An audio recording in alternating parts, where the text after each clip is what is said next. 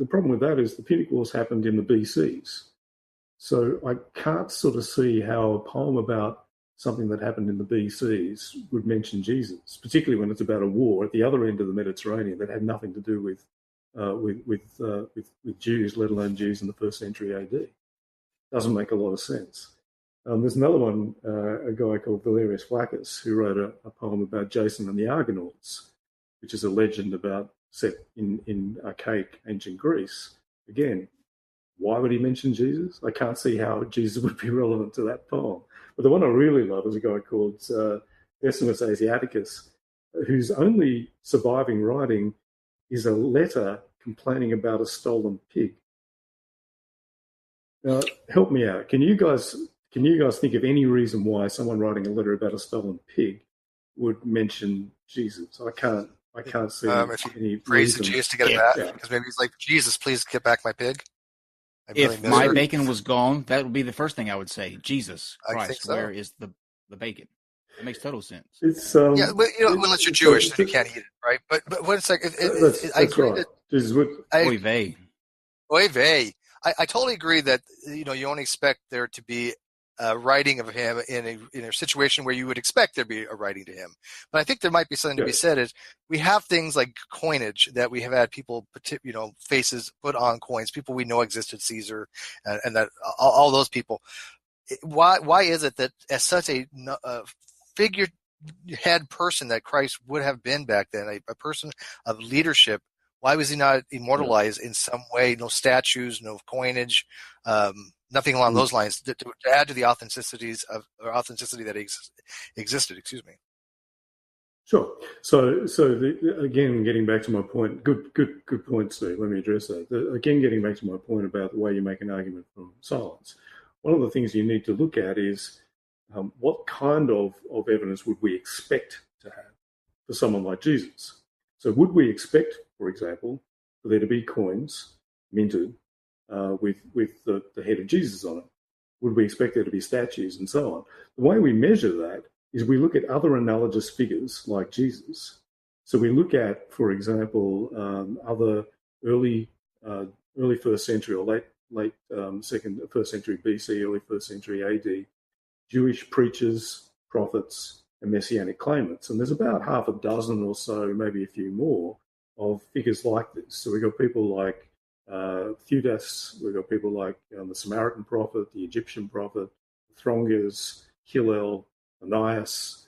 And when we look at what evidence we have for them, we don't have any coins for them. We don't have any statues for them. We don't have any contemporary references to any of them. And this is the key point.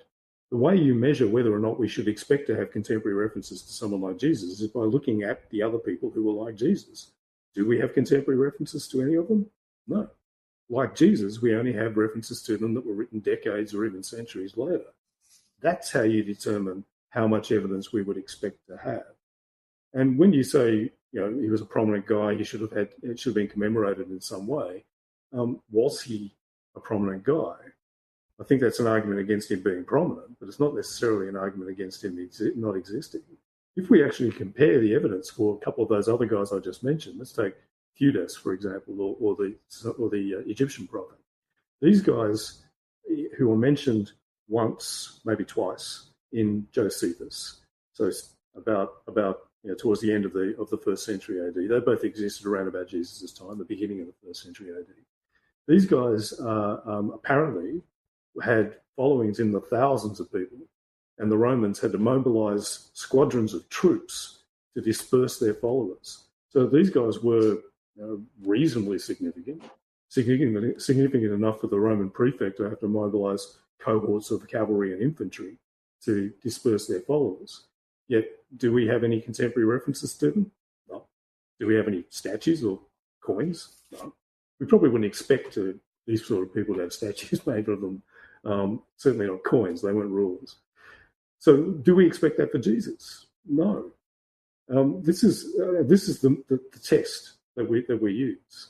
The other thing that's interesting, though, is even if you look at what the Gospels say about Jesus, and these are the Gospels, by the way, that are trying to boost how significant and important he was. When we look at what they say about Jesus, they're actually not making terribly big claims. The Gospel of Mark, for example, says he became really famous. He was doing these miracles. He became really famous. He was famous throughout the whole of Galilee.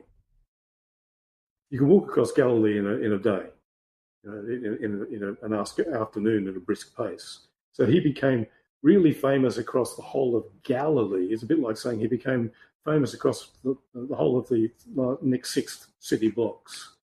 So they're not actually making a big claim for him to be famous at all. Gospel of Matthew takes that bit and he's using Mark as his source. So the writer of the Gospel of Matthew tries to pump it up a bit and says, oh, well, he was also famous in Judea and the Transjordan and the 10 cities of the Decapolis and throughout the whole of Syria. So he's trying to pump it up. But even in the Gospels, they don't depict him as actually being terribly famous outside his backyard. And Galilee was a backwater, even by Jewish standards.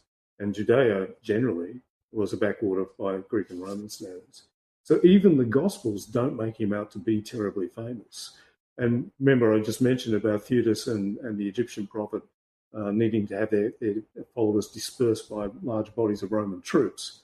Even the Gospels make it clear that in their version of the story that Jesus was arrested by a handful of temple guards. There was a bit of a scuffle and not much happened. Even the Gospels aren't making him out to be terribly famous. So do we have evidence that this guy was famous even in the Christian material? The answer is no. Make sense? Yeah, it actually does.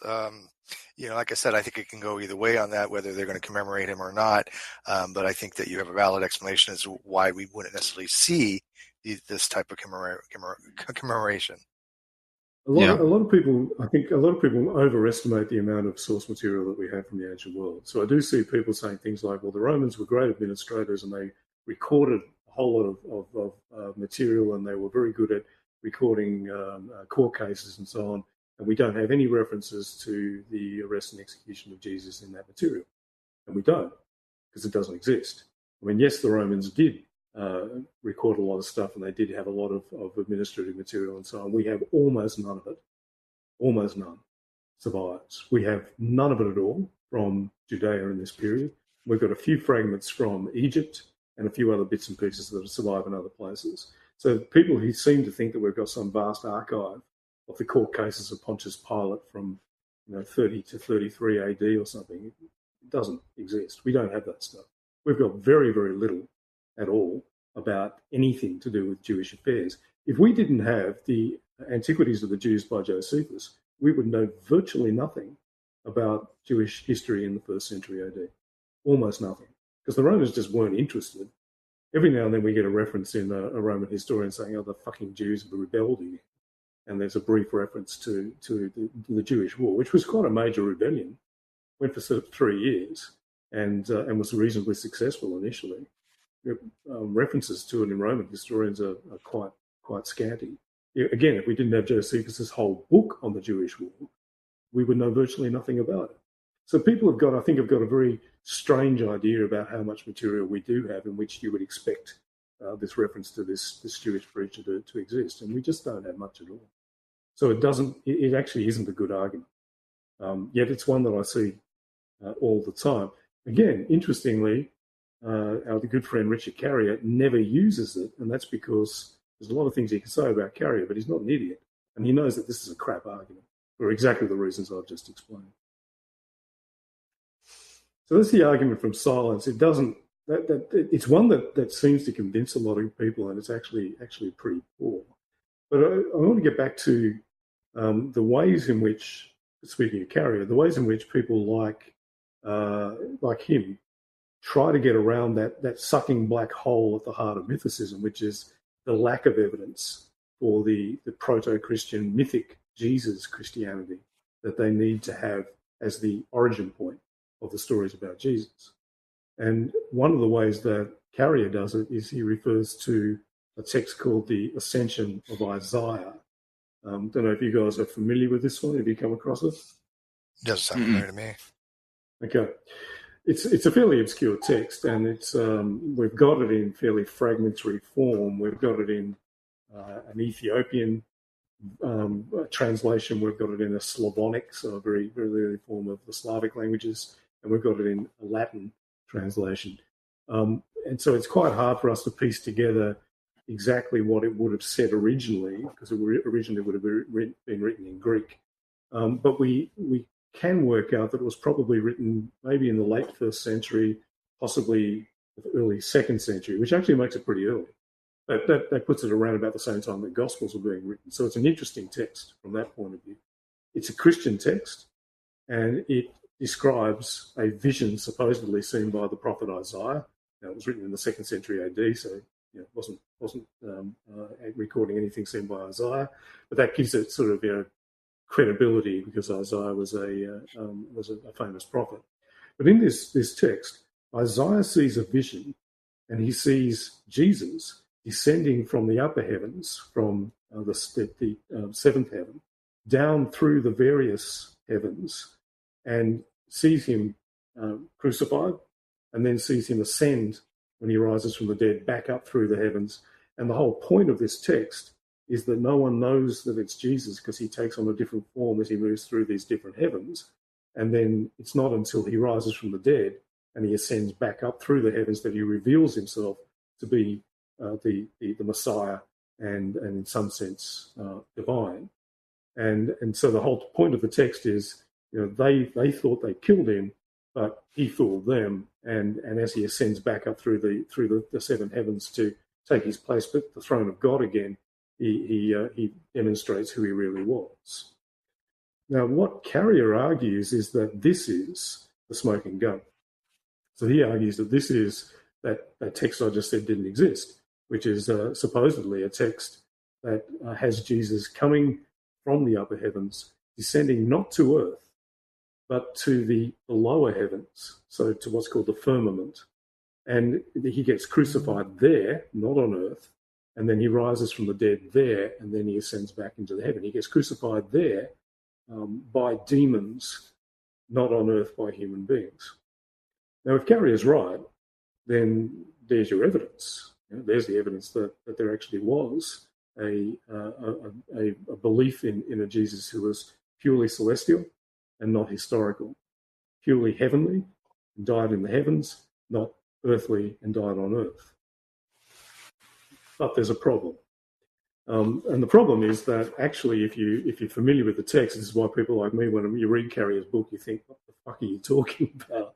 If you actually read Carrier's text, Carrier's book, he says, he descended just to the firmament, but nowhere else, and he gets crucified on a tree that's like it's not a real tree, it's kind of a celestial version of a tree, and he's never depicted as going to earth. The only problem is that if you actually turn to the Ascension of Isaiah, you read this: "And I saw one like the Son of Man," that's Jesus, the Messiah, "dwelling with men and in the world, and they did not recognize him."